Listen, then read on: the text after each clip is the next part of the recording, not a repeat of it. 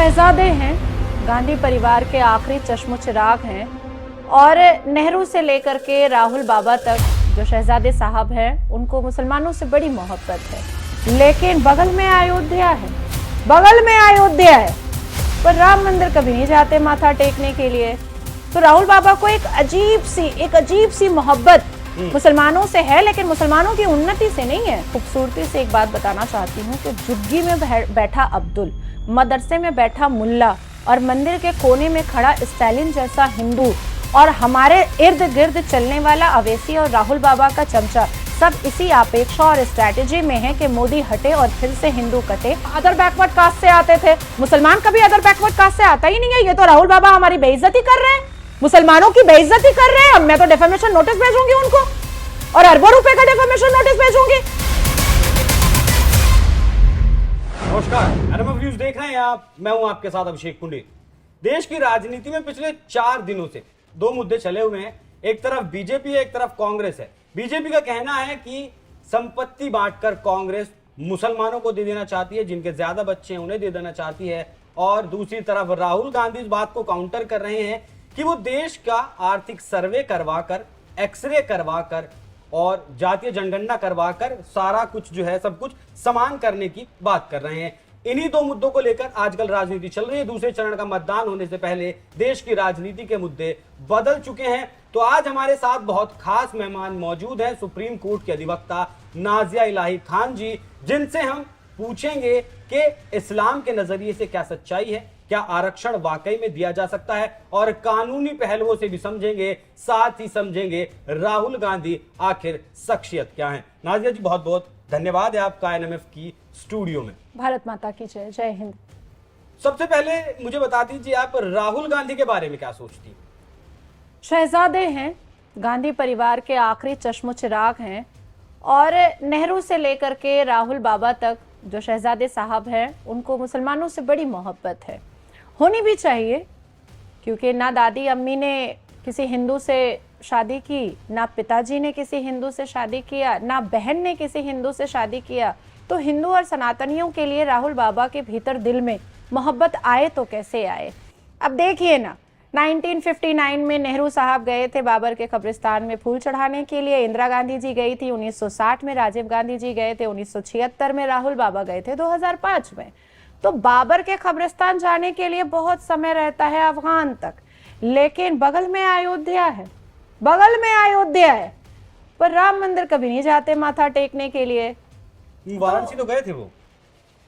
नहीं, मैं तो राम मंदिर बयान दिया था कि जो युवा हैं वो नशे में धुत पड़े रहते हैं। हाँ, फिर उन्होंने ये भी कहा था कि मंदिरों को बंद हो जाना चाहिए क्योंकि लड़कियों को छेड़ा जाता है। मैं तो भारत के प्राय सभी मंदिर में जा चुकी हूँ, प्राय सभी मंदिर में मैंने दर्शन किया है, पूजा आराधना किया है, मुझे किसी ने नहीं छेड़ा, मुझे तो किसी भी नहीं छेड़ा। हाँ, मैं मस्जिदों में हमें एंटर नहीं करने दिया जाता है, क्योंकि जब हम रुकू में जाते हैं तो हमारा पिछाड़ जो है वो पीछे का नमाजी देखने लगता है, इसलिए हम लोगों को, मर्द और औरत को साथ में नमाज नहीं पढ़ने दिया जाता है। तो राहुल बाबा को एक अजीब सी मोहब्बत मुसलमानों से है, लेकिन मुसलमानों की उन्नति से नहीं है, मुसलमानों के अच्छे खूबसूरत फ्यूचर से नहीं है, मुस्तकबिल से नहीं है, मुसलमानों के सक्सेस से नहीं है, मुसलमानों की शिक्षा से नहीं है, मुसलमानों के ब्राइट और शाइन फ्यूचर से बिल्कुल भी नहीं है।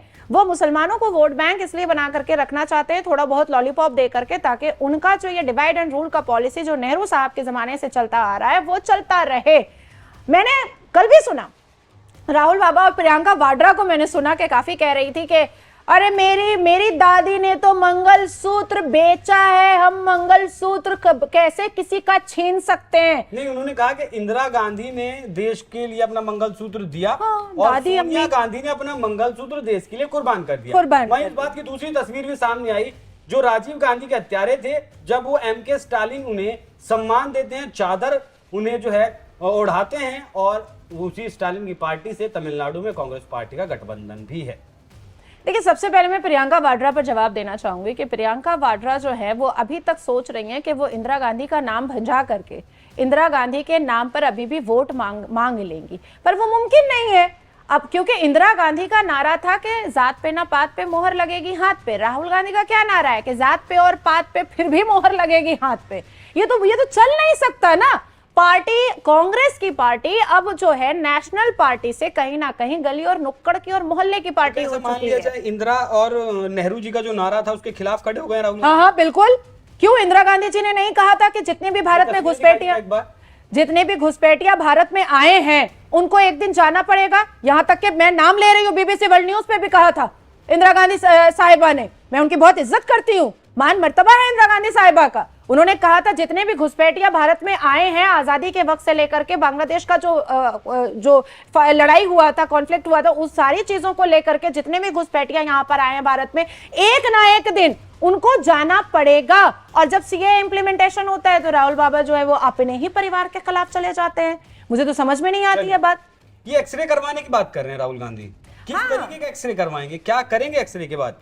देखिए मैं आपको बहुत अच्छे से खूबसूरती से एक बात बताना चाहती हूँ कि जुग्गी में बैठा अब्दुल, मदरसे में बैठा मुल्ला और मंदिर के कोने में खड़ा स्टालिन जैसा हिंदू और हमारे इर्द गिर्द चलने वाला अवैसी और राहुल बाबा का चमचा, सब इसी अपेक्षा और स्ट्रैटेजी में है कि मोदी हटे और फिर से हिंदू कटे, मोदी हटे और कश्मीर से कन्याकुमारी तक फिर से बम फटे, मोदी हटे तो बुरहान जैसे लोगों को फिर से जन्म मिले, मोदी हटे तो लश्कर तैयबा फिर से कश्मीर पर धावा बोले, मोदी हटे तो फिर से एक बार पाकिस्तान के घुसपैठियों को यहां बुलाया जाए, मोदी हटे तो फिर से अफजल गुरु और याकूब मेमन जैसे लोगों का ग्रोह फिर से ताकतवर हो। ये अपेक्षा में तो बहुत सारे लोग बैठे हुए हैं। बिल्कुल। चलिए आरक्षण पर बात करते हैं जी। जो वो अभी आपने आंध्र प्रदेश का भी हमने जिक्र किया था कि आंध्र प्रदेश में 10 बार कोशिश की थी, अब कर्नाटक में भी जो है ओबीसी में मुसलमानों को शामिल करने की कर्नाटक सरकार की तरफ से बात की जा रही है, लेकिन आपकी पार्टी का कहना है कि कांग्रेस पार्टी अगर सत्ता में आएगी तब वो आरक्षण नहीं देगी, वो ऐसा कुछ कर चुकी है।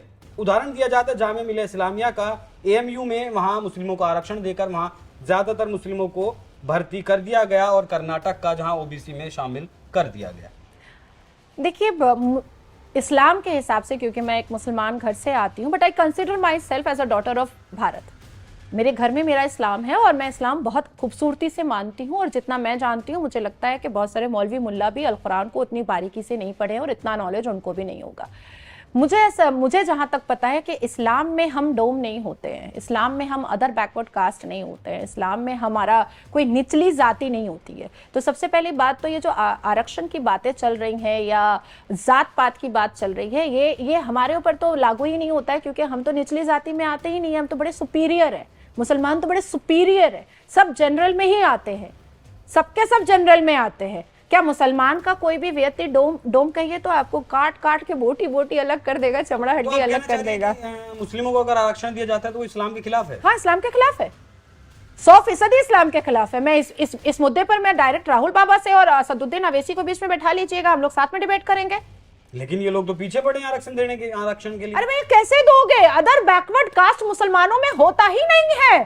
कौन पैगंबर अदर बैकवर्ड कास्ट से थे?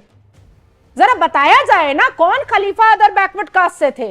जरा मुझे बताया जाए, समझाया जाए कि कौन खलीफाए राशिदीन थे, कौन खलीफा थे, कौन पैगंबर थे, कौन हुजूर थे, कौन हजरत थे, कौन साहबा कराम थे जो अदर बैकवर्ड कास्ट से आते थे। मुसलमान कभी अदर बैकवर्ड कास्ट से आता ही नहीं है। ये तो राहुल बाबा हमारी बेइज्जती कर रहे हैं, मुसलमानों की बेइज्जती कर रहे हैं। मैं तो डिफेमेशन नोटिस भेजूंगी उनको और अरबों रुपए का डिफेमेशन नोटिस भेजूंगी कि उनकी हिम्मत कैसे हुई हम मुसलमानों को, इतने सुपीरियर मुसलमानों को अदर बैकवर्ड कास्ट में जोड़ने की। राहुल बाबा जातिगत जनगणना की बात करते हैं, हालांकि 52 में जब पहला सरकार बनी उससे पहले ही नेहरू जी इस चीज पर रोक लगा चुके थे। देखिए उसका फिर धज्जियां उड़ाई जा रही है क्या देश की, मतलब जो नेहरू साहब ने कहा था। इंदिरा गांधी की स्पीच जो है ना वो दुनिया सुनती थी, देश सुनता था, रेडियो पर आता था। हालांकि डिक्टेटरशिप कैसे की जाती है वो इंदिरा गांधी जी से समझनी चाहिए, उसकी भी मैं मिसालें दूंगी आपको। इंदिरा गांधी जी से लेकर के राजीव गांधी जी ने मंडल कमीशन की आपको बैठक याद होगी, आप पत्रकार हैं, तो सबने यही कहा था कि जात पात पर कभी भी कांग्रेस न वोट की है न करेगी। आज चड़मड़ा रही होगी इंदिरा गांधी जी की आत्मा, आज मड़मड़ा रही होगी राजीव गांधी जी की आत्मा, आज परेशान होगी नेहरू जी की आत्मा, और गांधी जी तो चैन से रह नहीं पा रहे होंगे जन्नत में, बिल्कुल नहीं रह पा रहे होंगे जन्नत में 72 वर्जिन हूरों के साथ गांधी जी, क्योंकि उनको ऐसा लग रहा होगा, ये पूरे गांधी परिवार से लेकर के हमारे बापूजी को ऐसा लग रहा होगा कि ये कैसी औलाद हमने पैदा की है, ये तो हमारे ही खिलाफ खड़ा हो गया है, ये तो जात पात को बंटवारा कर रहा है और फिर भी कह रहा है कि हाथ पे वोट दे दो। तो ये कैसे पॉसिबल होगा? हम ये जो कांग्रेस के जितने भी पॉकेट वोट है, जो मुसलमान है खास करके, वो जो पॉकेट वोट है, ये एक्चुअली में आज भी इंदिरा गांधी जी को सोच करके वोट करता है, ये आज भी राजीव गांधी जी को सोच करके वोट करता है। आपको पता है कि राजीव गांधी जी को अपने दिमाग में, अपनी जहन में रख करके मुसलमान मर्द क्यों वोट करते हैं? क्योंकि शाहबानो और सायरा बानो को राजीव गांधी जी ने जिस हिसाब से धुतकारा था, उनको बेइज्जत किया था, क्योंकि उनके टेबल पर जब राजीव गांधी भारत के प्रधानमंत्री थे, उनके टेबल पर शाहबानो और सायरा बानो का जितनी बार भी फाइल जाता था, वो उसको साइड करवाते थे कि इस मुद्दे पर अगर जाएंगे तो देश का मुसलमान मर्द हमें वोट नहीं करेगा। इसलिए शाहबानो और सायरा बानो को खून के आंसू रोते छोड़ दिया राजीव गांधी जी ने। तो वो मानसिकता जो मुसलमान मर्दों में बसी हुई है, आज तो वो सबके विरोध में राहुल गांधी बाबा चले गए, शहजादे समझते हैं खुद को। ठीक है, राहुल गांधी तो कहते हैं जातिगत जनगणना की बात करते हैं, लेकिन उनके नेता नहीं करते। शायद डीके शिव कुमार को जानती होंगे आप, कर्नाटक के डिप्टी सीएम। उनका कहना है कि ताल ठोक के नहीं होने देंगे जातिगत जनगणना। मल्लिकार्जुन खड़गे से जब इस बारे में पूछा जाता है तो वो बीजेपी के नेताओं कहते थे कि वो भी आप ही की तरह सोचते होंगे। दूसरा सवाल मेरा इसी में है, छत्तीसगढ़ में उनकी सरकार रही, राजस्थान में उनकी सरकार रही, तेलंगाना में उनकी सरकार है, और आपका हिमाचल में उनकी सरकार है, कर्नाटक में उनकी सरकार है। कर्नाटक में तो जनगणना हुई थी, उसके आंकड़े आज तक पेश नहीं करवाए गए। तो चुनाव जब आता है, घोषणा पत्र जब जारी करने की बात आती है, तो जातिगत जनगणना करने की बात की जाती है। लेकिन असल में जब अगर आपको करवाने, नीतीश कुमार ने भी करवाया ना बिहार में, तो आपकी भी कई राज्यों में सरकार रही और कई राज्यों में सरकारें, करवा लीजिए आप। नहीं, जनता क्यों नहीं समझती इस चीज को? मैं तो अगर इंदिरा गांधी, नेहरू जी और राजीव गांधी को अगर मैं हटा भी देती हूँ, थोड़ी देर के लिए हम साइड भी कर देते हैं और मॉडर्न पॉलिटिक्स में आकर के मनमोहन सिंह जी से हम के तरफ से हम बात करते हैं, तो भी तो इनके हाथ में 15 साल था, करवा लेते।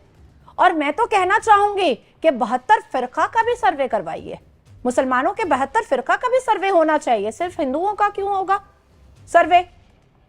सिर्फ आपके पॉकेट में क्यों झांका जाएगा? मुसलमानों के भी पॉकेट में झांका जाएगा, क्योंकि आर्मी के बाद सबसे ज्यादा संपत्ति तो वक्फ बोर्ड के पास है, 12 लाख एकड़। हाँ, मैं तो आपको बता रही हूँ कि किसने शक्ति दी वक्फ बोर्ड को? क्यों आपको नहीं पता है? नेहरू साहब देखिए, हमारे देश का दुर्भाग्य है कि सनातनी सोए हुए थे।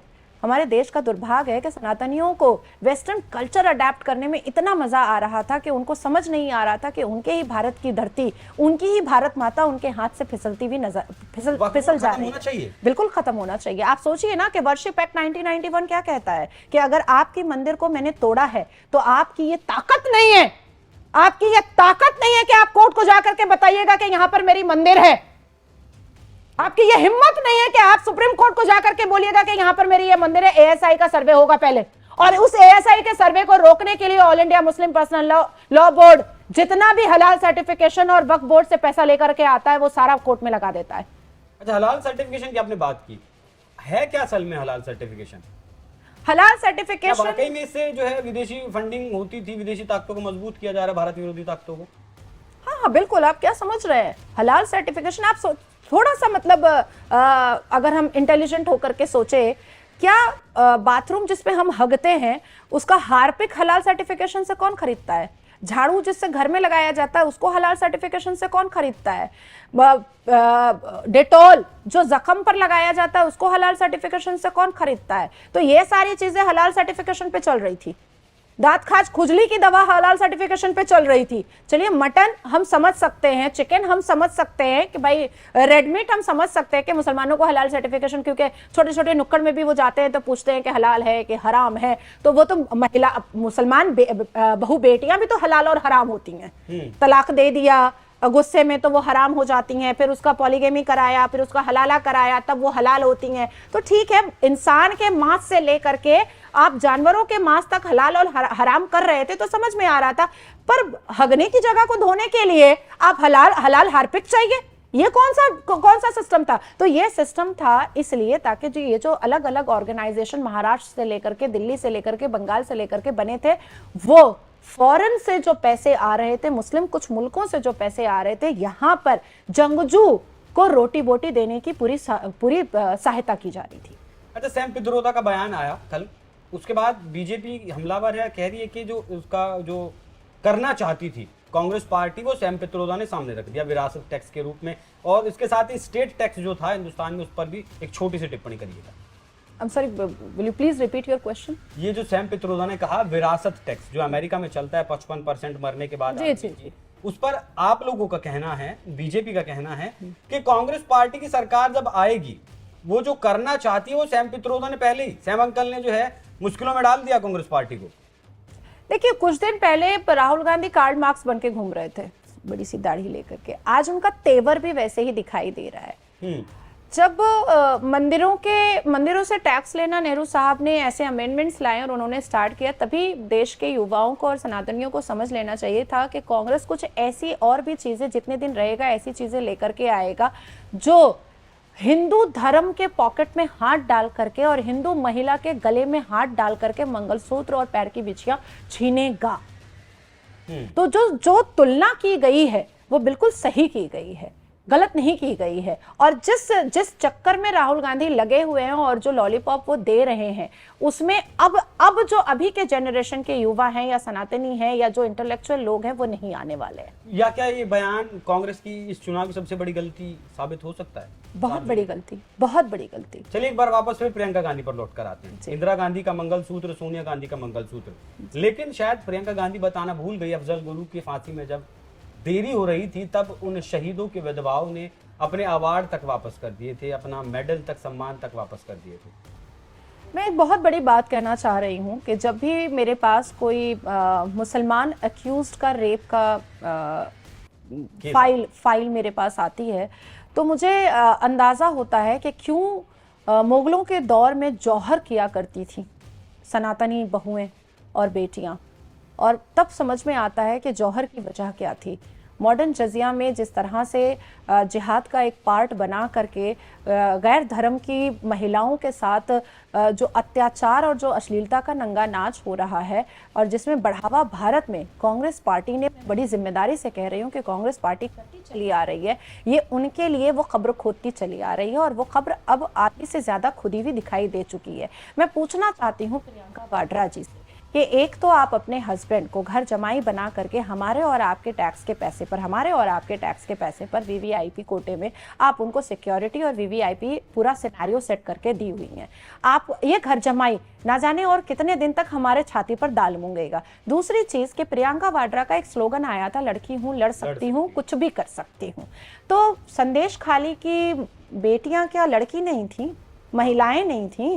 ममता दीदी की सरकार थी ना वहाँ, तो उस वक्त तो इंडिया अलायंस बन रहा था, अलायंस की पार्टी तो थी ना, तो जाना चाहिए था ना प्रियंका वाड्रा को, कहीं नहीं गई? वो जंतर मंतर पे गई थी ना। जंतर मंतर पे नहीं, संदेश खाली जाना चाहिए था। दूसरी चीज कि हमेशा जब हम डिबेट पे बैठते हैं तो कोई ना कोई कांग्रेस का प्रवक्ता या कोई लेडी प्रवक्ता बोलती है मणिपुर, प्रियंका वाड्रा क्यों नहीं गई मणिपुर? मैं गई थी, आज भी मेरे पास बोर्डिंग पास है। प्रियंका वाड्रा क्यों नहीं गई मणिपुर? कौन पकड़ लेता? मैं पूछना चाहती हूँ कि सोनिया गांधी 1989 से 1991 तक में या इंदिरा गांधी क्यों नहीं गई थी? जब कश्मीरी बेटियों का नरसंहार हो रहा था, जेनोसाइड हो रहा था, क्यों नहीं गई थी? प्रियंका वाड्रा को आज अपनी माँ का मंगलसूत्र याद आ रहा है, क्यों? कश्मीरी बेटियों के मंगलसूत्र और बहुओं के मंगलसूत्र नहीं याद आते हैं? संदेश खाली की बहुओं के पैर के बिछिया आलता और शाखा पौला और मंगलसूत्र नहीं याद आता है? आपको अपनी माँ का मंगलसूत्र बहुत ही इंपॉर्टेंट दिखाई दे रहा है, पर जनता में जो माँ बहनें पिस रही हैं और इन मुसलमान शेख शाहजहां, आफ्ताब और नासिर खान जैसे और फैज जैसे लोगों से, फैयाज जैसे लोगों से निर्वस्त्र हो रही हैं, उनकी पीड़ा और दर्द प्रियंका वाड्रा को समझ में नहीं आती है। अच्छा, आपने फैयाज का जिक्र किया, कांग्रेस पार्टी की तरफ से जब वो नेहा का जो कत्ल किया गया कर्नाटक में, कांग्रेस पार्टी की तरफ से कहा गया कि लव जिहाद जैसी कोई चीज होती ही नहीं। वो कांग्रेस के पार्षद हैं जिनकी बेटी वो थी, कांग्रेस के पार्षद अपने नेता के साथ नहीं खड़े हुए वो लोग। नहीं, राहुल गांधी तो सिर्फ यहाँ पर क्या न्याय यात्रा, क्या भारत जोड़ो यात्रा करते रहते हैं और उस व्यक्ति को साथ में रखते हैं जिसने कभी भारत के टुकड़े होने पर इंशाल्लाह का नारा बुलंद किया था। उस व्यक्ति को साथ में रखते हैं अपने भारत जोड़ो यात्रा में, क्योंकि भारत तोड़ा इनके ही बाप दादा दादी ने, इसीलिए भारत जोड़ो यात्रा कर रहे थे। अब आती है बात कि उसके पास नहीं गए। मक्का में इनके ही एक युवा नेता जो हैं वो भारत जोड़ो यात्रा का प्रचार कर रहे थे और जब अरब के पुलिस ने उसको अरेस्ट किया और कोड़े बरसाए, आपको पता है 213 दिन के बाद वो रिटर्न आया है, 213 दिन के बाद। पर राहुल गांधी ने एक चिट्ठी, एक पत्र भी नहीं लिखा अरब की सरकार को कि भैया मेरे युवा नेता को वापस कर दो, वो मेरा ही काम तो कर रहा था, नहीं लिखा। तो आप कैसे सोच लिए कि वो चला जाएगा राहुल गांधी? वो तो शहजादा है, वो कैसे चला जाएगा? वो तो अब जगह है, वो तो अब धूप में निकल रहा है, 60 साल की उम्र होने को आ गई है, कहता है कि मुझे ठंड नहीं लगती। अरे भैया तुम कार्टून सीरियल मत चलाओ, तुम एक नेता हो, तुम्हारे घर में 4 प्रधानमंत्री गुजरा है, तुम ऐसी बात करो कि लोग तुम्हारी बातों से कन्विंस हो। और मुझे कहीं ना कहीं लगता है कि कांग्रेस अपने फोकस पर काम ही नहीं कर रही है, अपने वोटर्स के लिए काम ही नहीं कर रही है। कांग्रेस को ऐसा लगता है कि ये जितने मुसलमान हैं ये स्लीपर सेल बन करके मुझे वोट दे देंगे और वो जीत जाएंगे। कैसे जीत जाएंगे भाई? मुसलमानों में भी 72 फरका है, सुन्नी जरूर वोट देगा कांग्रेस को, और विपक्षी दलों को सुन्नी जरूर वोट देगा, देवबंद जमात जरूर वोट देगा, दारुल उलूम जरूर वोट देगा, all India Muslim personal law board में जितने घर परिवार है वो जरूर देंगे, अलकायदा वाले से जो जुड़े हुए हैं वो जरूर देंगे, इत्तेहादुल मुस्लिमीन से जो जुड़ा हुआ है वो जरूर देगा, मुगल आजम और ठरके आजम से जो जुड़ा है वो जरूर देगा। लेकिन व्हाट अबाउट बोरी मुस्लिम, शिया मुस्लिम, अहले हदीस, अहले बैत, अहमदिया, बरेलवी, वहाबी, ये क्यों देंगे? ये क्यों देंगे? आप सुन्नी मुसलमान से पूछिए कि शिया का एक व्यक्ति मर गया है, आपके कब्रिस्तान में ले आए, चप्पल मार के भगाएगा। एक दूसरे में इतनी नफरत है 72 फिरका को, इतनी नफरत है कि एक दूसरे की शिरकत अगर किसी शादी में हो जाती है तो ये लोग कटना और छटना स्टार्ट कर देते हैं। इतनी नफरत है 72 फिरका मुसलमानों में एक दूसरे से। आपके इस स्टूडियो में जितने भी मुसलमान लोग हैं, आप उनसे पूछिए कि अगर आप सुन्नी हैं, आप एक शिया का डेड बॉडी अपने कब्रिस्तान में दफन करेंगे? साफ मना करेगी कि नहीं कर सकते। इतनी नफरत है। चलिए वो धार्मिक मामला हो गया, आपने जो है अभी अरब का जिक्र किया। एक लाइन में चाहूंगा कि आप कतर का भी जिक्र करें। कतर से 8 भारतीय जो पूर्व नौसैनिक थे वो वापस आए। देखिए, मैं फांसी की सजा टली और वापस भी आए। मुझे याद है मैं महाराष्ट्र में थी और मैं पाकिस्तानी एक चैनल पर बैठी हुई थी और नवाज शरीफ की पार्टी के एक नेता बैठे हुए थे मेरे साथ, और उसी वक्त वो ब्रेकिंग न्यूज़ हुई थी कि कतर में हमारे 8 पूर्व नेवी के लिए फांसी के फंदे का साइज बना दिया गया। और उन्होंने कहा था कि अरे भाई देखिए, अब तो कतर से भी मोदी जी ने बैर ले लिया। मैंने कहा अगर आप मर्द हैं ना तो मेरी इस बात को कहीं पर लिख लीजिए कि मात्र 60 दिन और वो पूर्व नेवी ऑफिसर हमारे एयरपोर्ट पे होंगे और पूरी इज्जत के साथ होंगे। और वो हुए, और उसके बाद कतर ने मोदी जी को बुला करके सर पलकों पर भी बिठा लिया। बिल्कुल, लेकिन देश का विपक्ष जो है इस चीज को नजरअंदाज कर देता है या फिर वो देखना नहीं चाहता। आप एक फाइल भी लेकर आई हैं नाजिया जी, जरा इसके बारे में कुछ बताएंगी? हाँ, मैं बताना चाहती हूं कि list of scandals in India 1950 में 1958 मुंद्रा स्कैंडल हुआ था, 1970 में 71 तक चला था, नगरवाला केस हुआ था, 1985 में फॉर्डर स्कैम हुआ था, बोफोर्स स्कैंडल हुआ था, 1992 में इंडिया स्टॉक मार्केट स्कैम हुआ था, 1992 में स्टैम्प पेपर स्कैम हुआ था, 1996 में स्कैम हुआ था, 1997 में तात्रा ट्रक स्कैम हुआ था, 1997 से लेकर के 2006 तक जलगांव हाउसिंग स्कैम चला, आइसक्रीम पार्लर सेक्स स्कैंडल चला, पुरुलिया आर्म्स ड्रॉप केस चला, उसके बाद हवाला स्कैंडल चला, एसएनसी का जो स्कैम था वो 3.74 बिलियन का था, स्टैम्प पेपर स्कैम था, प्रोविडेंट फंड स्कैम था, ताज कॉरिडोर केस था, Uttar Pradesh food grain scam था, जेबीटी टीचर रिक्रूटमेंट स्कैम था, मानेसर लैंड स्कैम था, लुधियाना सिटी सेंटर स्कैम था, navy war room leak scam था, फतवा फॉर कैश स्कैंडल स्कैम था। ऐसे तो अगर आप पढ़ेंगे तो बहुत टाइम लग जाएगा। आप मुझे बताइए ये 60 पेजेस है इसमें? नहीं, 60 पेजेस। आपने काउंटिंग की होगी तो कितने स्कैम हैं? 60 पेजेस है और तकरीबन 3700 कुछ स्कैम है। ये सारे कांग्रेस के टाइम के हैं या अभी तक के हैं? नहीं, 1950 से लेकर के 2013 तक के। 13 तक के। इनका कुछ एस्टिमेटेड वैल्यू अगर आपने जोड़ा हो? हम कैलकुलेटर फट जाएगा। इसका एस्टिमेटेड वैल्यू जो है वो अभी इंटेलिजेंस डिपार्टमेंट भी नहीं निकाल पा रहा, और हमारे गृह मंत्री अमित शाह जी ने भी संसद में खड़े होकर के कहा था ये स्कैम, इसके बाद तो हम कैलकुलेशन करना छोड़ दिए कि और कितना कैलकुलेशन करे भैया, कैलकुलेशन हो नहीं पा रहा है। अच्छा, किसी में सजा हुई, किसी में रिकवरी हुई? देखिए, नेहरू जी का एक जमाना था, गांधी परिवार का एक जमाना था। नेहरू नेहरू नेहरू तुम बहुत अच्छे हो, तुमको हम भारत रत्न अवार्ड देंगे। इंदिरा गांधी बहुत अच्छी हैं, हम उनको भारत रत्न अवार्ड देंगे। राजीव गांधी जी बहुत अच्छे हैं, हम उनको भारत रत्न अवार्ड देंगे। ये एक जमाना था। तो उस जमाने में ये जितने भी स्कैम, इंटेलिजेंस डिपार्टमेंट या आईबी बोल लीजिए या ईडी बोल लीजिए या सीबीआई बोल लीजिए, जब इन्हें स्कैम का भांडा फूटता था और कोई एक खड़ा होता था इस स्कैम के बारे में बोलने के लिए, तो डिक्टेटरशिप वहां पर आता था। अच्छा, डिक्टेटर तो इस सरकार में मोदी जी को बताया जाता है। वीडियोस भी कहीं आपने देखे होंगे सोशल मीडिया। हाँ, मैंने बहुत देखे। कांग्रेस के जो नेता हैं उसको रिट्वीट भी करते हैं। हाँ, अपने अलग अलग पोस्ट से जो है, अलग अलग हैंडल से बताते हैं कि मोदी जी डिक्टेटर हैं। अच्छा, मैं आपको सिर्फ और डिक्टेटर बताने वाला जो इंसान है वो हिंदुस्तान आता है जर्मनी से, 1-2 दिन रहता है और उसके जो नजदीकी लोग हैं इंटरव्यू फोटो शूट करता है और फिर चला जाता है। क्या एक डिक्टेटर की जो है यही नीति होती है? नहीं, मैं डिक्टेटरशिप तो जर्मनी से नहीं बुलाऊंगी। मैं अपने भारत में ही पूर्व प्रधानमंत्री के बारे में बताऊंगी और उसके बाद फिर हम मोदी जी के बारे में मैं आज आपसे पूछूंगी कि उनमें डिक्टेटरशिप है या इनमें डिक्टेटरशिप है। मैं पूछना चाहती हूँ, इमरजेंसी किसने लगाई थी? इंदिरा गांधी जी ने।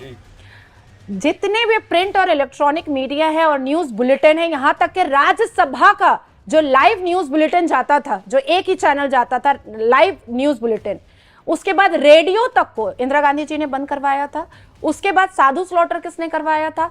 उसके बाद सिखों पर अत्याचार। एक चीज जोड़ दूं आपके इसमें जी। गांधी जी का जो मुखपत्र चलता था उस वक्त, मैं नाम भूल गया उसका, मुझे याद नहीं, वो भी बंद करवा दिया था। हाँ, उसके बाद फिर सिखों पर अत्याचार किसने करवाया था? और तो और विपक्ष में जितने भी लोग थे उनको जेल की हिरासत में किसी केस या किसी क्राइम में नहीं डाला गया था, वो विपक्षी है इसलिए डाला गया था। और इसलिए लालू प्रसाद यादव की बेटी का नाम मीसा है, ताकि लालू प्रसाद हमेशा याद रखे कि इंदिरा गांधी ने क्या अत्याचार किया था। एक संशोधन किया गया कानून में, मीसा एक्ट लाया गया। हाँ? जो जैसा जिसे उनका मन किया उसे नहीं बताया जाता था उसका कि उसका आरोप क्या है उसके ऊपर, उसने किया क्या है जी। आपके ऊपर मीसा लगाया गया। तो अब आप बताइए कि पिछले 10 साल में भारत के प्रधानमंत्री जब मोदी जी बने तो ऐसा डिक्टेटरशिप आपने देखा? विपक्षी आज गाली देते भी हैं, आराम से मोदी जी को मलाइन करते हैं। ये तो इतना खूबसूरत भारत मोदी जी ने बना दिया है कि 2 बच्चे वाला टैक्स दे रहा है, 20 बच्चे वाला सब्सिडी ले रहा है, भर भर करके योजनाओं का लाभ उठा रहा है। मैंने जाकर के मुद्रा योजना दिया है मुसलमान गलियों में, मैंने जाकर के जनधन योजना दिया है मुसलमान गलियों में, और फिर मोदी जी को बोल भी दिया जा रहा है कि ये तो हिंदुओं के प्रधानमंत्री, तो भैया ईडी योजना लेती क्यों हो? सीखो और कमाओ योजना लेते क्यों हो? कारीगर योजना लेते क्यों हो? जनधन योजना लेते क्यों हो? सिलेंडर का योजना लेते क्यों हो? उसके बाद फिर शौचालय योजना लिया क्यों? बिहार के अंदर गांव गांव में मुसलमान बस्तियों में मैंने जाकर के बात किया है और वहां पर मैं पूरा डेटा लेकर के आई थी। आज अगर ये न्यूज बिहार वाले सुन रहे होंगे तो समझ जाएंगे कि हाँ, नाजिया दीदी हमारे बारे में बात कर रही है। पश्चिम बंगाल में गांव गांव में डिस्ट्रिक्ट में जाकर के मुसलमानों के घर में मैंने पहुंचाया है जनधन योजना। तो ये तो ले रहे हैं लेकिन फिर भी गाली दे रहे हैं। तो सोचिए कितना अच्छा खूबसूरत माहौल मोदी जी ने बनाकर रखा है। आपका बहुत वक्त ले लिया मैंने, आपको निकलना भी है। एक आखिरी एक लाइन नेशनल हेराल्ड पे, क्योंकि 76% जो शेयर्स हैं वो सोनिया गांधी और राहुल गांधी के पास हैं। जब प्रॉपर्टी देने की बात है तो क्यों ना नेशनल हेराल्ड से शुरू किया जाए। देखिए, मुझे ऐसा लगता है कि हिसाब किताब तो नेहरू जी के जमाने से स्टार्ट कर देनी चाहिए और जनता को भी इसमें सहयोग करना चाहिए डिपार्टमेंट्स का। और मुझे ऐसा लग रहा है कि कहीं ना कहीं मोदी जी कांग्रेस को बहुत मतलब छूट दे रहे हैं। मैं बहुत बड़ी जिम्मेदारी से और बहुत बड़ी बात कह रही हूँ कि विपक्षी होने के नाते भी मुझे ऐसा लगता है कि आज मोदी जी के इस बहुत सॉफ्ट स्पोकन और पोलाइट नेचर की वजह से आज भी कांग्रेस जो मन में आ रही है बोल रही है और जो चाह रही है वो कर रही है। और वायनाड में देखिए कि आज सुबह सुबह की न्यूज़ है कि पाकिस्तान के झंडे लहराए जा रहे हैं। वो तो मैं भूल ही गया। एक बहुत मतलब वीडियो वायरल हो रहा है कि वायनाड में जहां राहुल गांधी चुनाव लड़ रहे हैं, 26 तारीख को मतदान होना है। क्या चुनावी एजेंडा है वोटरों को जो है एक मुश्त करने के लिए? जी जी जी बिल्कुल। और मैंने उसकी वीडियोस भी मैंने आपके साथ शेयर की है। और कल दोपहर के वक्त में एक प्रवक्ता है कांग्रेस की, बहुत खूबसूरत सी नारी हैं, वो कल प्रचार के लिए वायनाड में राहुल गांधी जी के प्रचार के लिए जा रही थी। तो उन्होंने वहां से एक रील्स बनाया था अपना, तो उन्होंने कहा कि रास्ता खराब है, हमारी गाड़ी नहीं चल पा रही है और आज तक ये रास्ता बना नहीं है, पर दोबारा जब राहुल बाबा को, शहजादे साहब को चुन करके लेके आया जाएगा तो इस बार शहजादे साहब इसको बना देंगे। शहजादा उन्होंने नहीं कहा था, वो मैं कह रही हूं, लेकिन उन्होंने कहा था कि राहुल गांधी जी दोबारा अगर आ गए इसमें चुन करके तो वो ये रास्ता जरूर बनाएंगे। सेम लक्षण, सेम नेचर, जैसे कभी अमेठी नहीं गए राहुल गांधी, जैसे कभी अमेठी के लोगों के पास कभी फटके भी नहीं, अपने एक घमंड में रहते थे कि वो गांधी परिवार के शहजादे हैं, ठीक उसी तरीके से अब वो वायनाड को की दुर्दशा खराब कर रहे हैं। और आज देखिए कि आज सुबह सुबह पाकिस्तान के झंडे लहराए गए हैं वायनाड में। शर्म आनी चाहिए राहुल गांधी को, चुल्लू भर पानी में डूब के मर जाना चाहिए। कैसे कहती हैं प्रियंका वाड्रा मटन खा खा करके कि वो ब्राह्मण घर की बेटी है, कहां से कहती हैं, क्या जोड़ती हैं और कैसे जोड़ती हैं, क्या कैलकुलेशन लगाती हैं। आई थिंक इस पर भी लोकसभा इलेक्शन के बाद एंटी नेशनल स्टेटमेंट और एंटी नेशनल एक्टिविटीज के ऊपर केस होना चाहिए। वो तो नाज़िर जी, आप सुप्रीम कोर्ट के वकील, आप ज्यादा बेहतर तरीके से बता पाएंगे, कानून हम इतना नहीं जानते।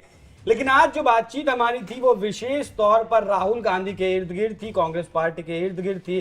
धार्मिक मुद्दों पर ज्यादा बात नहीं की, लेकिन जिस तरीके से विरासत टैक्स राहुल गांधी एक्सरे करने की बात करते हैं और विपक्ष मोदी पर आरोप लगाता है कि वो हिंदू मुसलमान करते हैं, लेकिन विपक्ष को यह भी ध्यान रखना होगा कि आजादी से और अब तक अपने 55 साल के शासनकाल में उन्होंने सिर्फ मुसलमान किया है। और अब अगर हिंदू, मुसलमान, सिख, ईसाई सब की बात हो रही है तो मिर्ची नहीं लगनी चाहिए, परेशानी नहीं होनी चाहिए। कानूनी नजरिए से भी हमने नाजिया जी से समझा और वो खुद एक मुस्लिम है, खुद इस्लाम को फॉलो करती हैं, उस नजरिए से भी हमने समझा कि क्या मुसलमानों को आरक्षण मिलना चाहिए या फिर संपत्ति में अधिकार मिलना चाहिए। जिस तरीके से राहुल गांधी जो है बात कर रहे हैं एक्सरे करने की, तो ये चर्चा आपको कैसी लगी कमेंट कर जरूर बताइएगा। नाजिया जी, आपका स्टूडियो आने के लिए बहुत बहुत धन्यवाद। वंदे मातरम, भारत माता की जय।